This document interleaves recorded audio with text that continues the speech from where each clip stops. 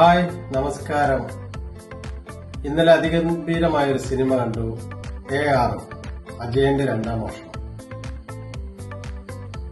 മലയാളത്തിന്റെ ബാഹുബലി,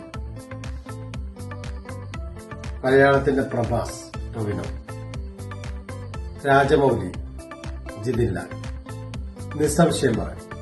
കാരണം നമ്മളൊക്കെ വളരെ ഹൈപ്പോട് കൂടി ഇറങ്ങിയ ഒടിയനും മരക്കാരും അതുപോലെ തന്നെ ഇപ്പോ മലയിക്കോട്ടെ വാലിബൻ അതൊക്കെ എടുത്ത സംവിധായകര് ഈ സിനിമയൊക്കെ ഒന്ന് കാണുന്നു.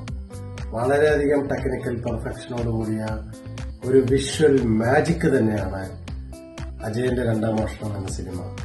ടൊവിനോന്റെ അജയൻ എന്ന കഥാപാത്രം വളരെ നിഷ്കളങ്കനായ ഒരു ചെറുപ്പക്കാരനാണ്. പാരമ്പര്യമായിട്ട് അച്ചാച്ചൻ കള്ളനായതിന്റെ പേരിൽ ഈ തലമുറ പിന്നിട്ടിട്ടും അതിന്റെ ഒരു പല സ്ഥലങ്ങളിലും അപഹാസ്യനാവുന്ന ഒരു കഥാപാത്രം. ആ ഒരു നീറ്റലുമായിട്ട് ഉള്ളിൽ ജീവിക്കുന്ന, അതുപോലെ തന്നെ രോഹിണിയുടെ അമ്മ വേഷം വളരെ ഗംഭീരം തന്നെ പറയാം. പിന്നെ നായികയുടെ പേരെനിക്ക് ഓർമ്മ കിട്ടുന്നില്ല. നായിക അജയന്റെ നായികയായിട്ട് എത്തിയിരിക്കുന്ന, പിന്നെ ആ കുട്ടി വളരെ നന്നായിട്ട് തന്നെ സിനിമയ്ക്ക് ചേരുന്ന ആ ഒരു അഭിനയ മുഹൂർത്തങ്ങൾ കാഴ്ചവെച്ചിട്ടുണ്ട്. പിന്നെ അതുപോലെ തന്നെ പിന്നെയുള്ള കഥാപാത്രം ടൊവിനോയുടെ തന്നെ മണിയൻ എന്ന കഥാപാത്രം. വേറെ ലെവൽ. ടൊവിനോ ശരിക്കും ഈ അജയൻ എന്ന കഥാപാത്രവും മണിയൻ എന്ന കഥാപാത്രം, മണിയൻ മാസ് എലമെന്റ് മാത്രമുള്ള, പിന്നെ ഇതിന്റെ ക്യാമറ വർക്കായാലും പല പല ലൊക്കേഷനിലൂടെ, ഗുഹയിലൂടെയും കടലിലൂടെയും ഒക്കെ ഉള്ള ചിത്രീകരണം എല്ലാം നമുക്ക് വിസ്മയിപ്പിക്കുന്നത് തന്നെയാണ്.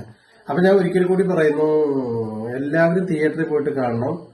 ഇപ്പൊ കൽക്കിയൊക്കെ കണ്ടിട്ട് അതിനേക്കാളൊക്കെ ഒരു പടി മുകളിൽ നിൽക്കുന്ന ഒരു ചിത്രം തന്നെയാണിത്. കഥയുമുണ്ട്, സാങ്കേതിക മികവുമുണ്ട്, എല്ലാ തരത്തിലും.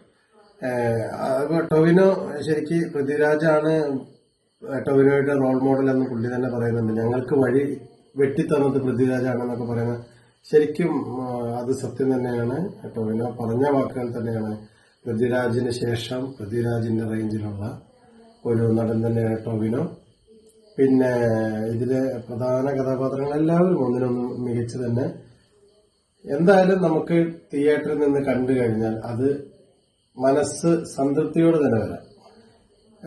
ഞാൻ ഭയങ്കര ലാലേട്ടൻ ഫാനാണ്. പക്ഷെ ഒടിയൻ പോലെ, മരക്കാർ പോലെ, മലയിക്കോട്ടെ വാലിബൻ പോലെ നമുക്ക് നിരാശ സമ്മാനിക്കില്ല എന്ന് ഉറപ്പു തരുന്നു. എല്ലാവർക്കും നന്ദി, നമസ്കാരം.